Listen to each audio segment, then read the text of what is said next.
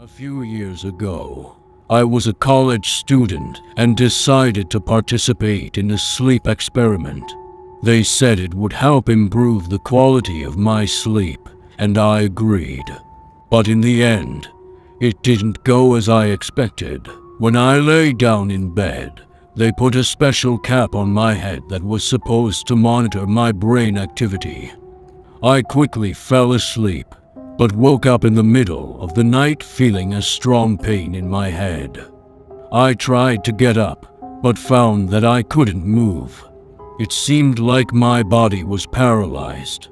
I started to panic and scream, but no one came to help. Then I noticed a figure in a black hood standing in the corner of the room. I was scared and couldn't understand who it was. The figure slowly approached me, and I realized that I was in some kind of danger. I tried to scream, but nothing came out of my mouth. When the figure came to the bed, I noticed that it had a huge syringe needle in its hands. It leaned over me, and I heard its whisper, "You shouldn't have participated in this experiment." And then I fell asleep again. In the morning, when I woke up, I felt that something was wrong. I couldn't move, and I was scared.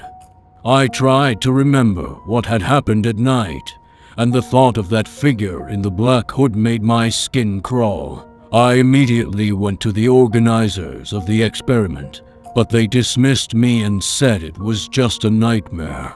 But I knew it was something more. I understood that the figure with the syringe was real, and I needed to figure out what was going on. I started to search for information on my own about what happened to me.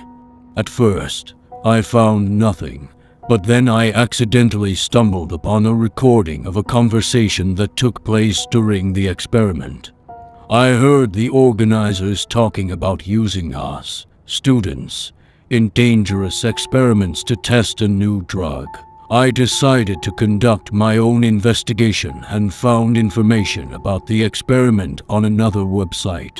It said that it was a dangerous experiment that could cause mental disorders in participants.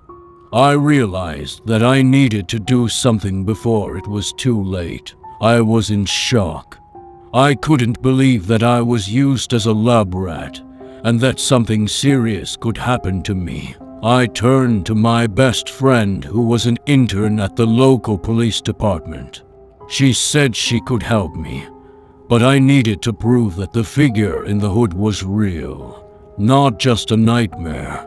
I found a witness who confirmed that he saw an unknown person in a black hood on the same night when the experiment was taking place. We submitted all the evidence to the police, but we received only a refusal in response.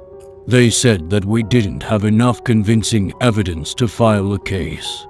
I was desperate and didn't know what to do next. I was alone with this terrible thought.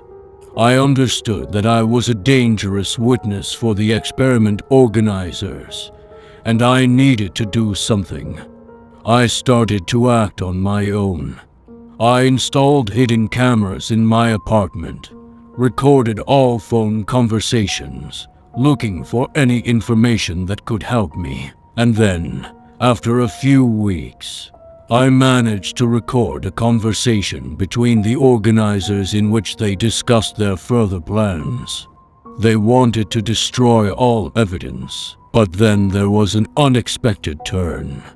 I received an anonymous message from someone who claimed to be one of the experiment organizers, and that everything happened not as planned. He said that the figure in the hood was real, and that it was part of an experiment that was supposed to study people's reaction to fear. I was shocked by this news. I couldn't believe that my fears were used against me in a scientific experiment.